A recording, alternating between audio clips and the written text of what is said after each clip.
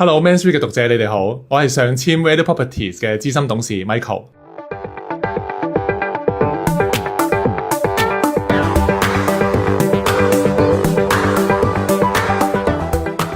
咁我做咗地產代理呢一行都接近20年啦。咁我覺得最難度高嘅呢，就係你係要保持住呢份初心啦。因為無論係個市場個狀況向上向下，其實商機總會出現嘅。咁你假設啦，可能個經濟唔係幾好嘅，市場比較艱難嘅時候，咁你就反而要更加要主動出擊，可能同多啲業主啊、發展商傾偈啊，了解下你啲客平時做啲乜嘢，有咩需要，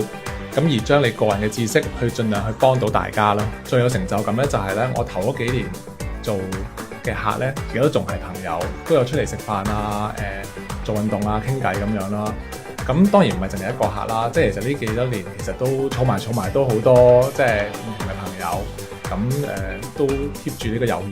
誼，咁相識滿天下。咁我平時得閒嘅時候啦，咁其實我都盡量咧一個禮拜咧最少做2次運動嘅。咁其實運動就主要會做瑜伽啦，因為瑜伽我覺得對我嚟講就係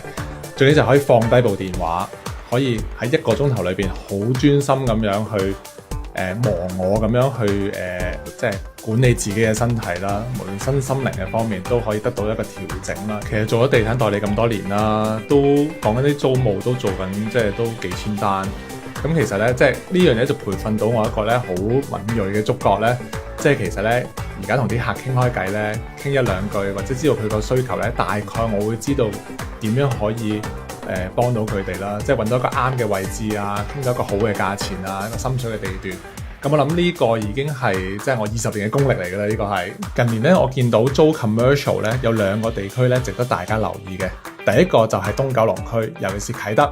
交通已經越嚟越完善啦，商場都有幾個商場啱啱正式開幕啦，再加上其他娛樂措施，我哋見到咧越嚟越多客咧都打嚟問我哋關於啟德區嘅，我絕對相信嚟緊會係一個租務嘅熱點。第2個區想大家留意就係港島嘅灣仔銅鑼灣，尤其是銅鑼灣區嚟緊有好多商業項目就快落成啦，而同區嘅業主亦都好多都會持開放嘅態度，唔係淨係租俾一啲傳統寫字樓嘅租客，而家會慢慢會接受一啲關於個人啦、瑜伽、美容、運動等等嘅工作室。如果有興趣租 office 嘅朋友，記得要多多留意呢2個區啦。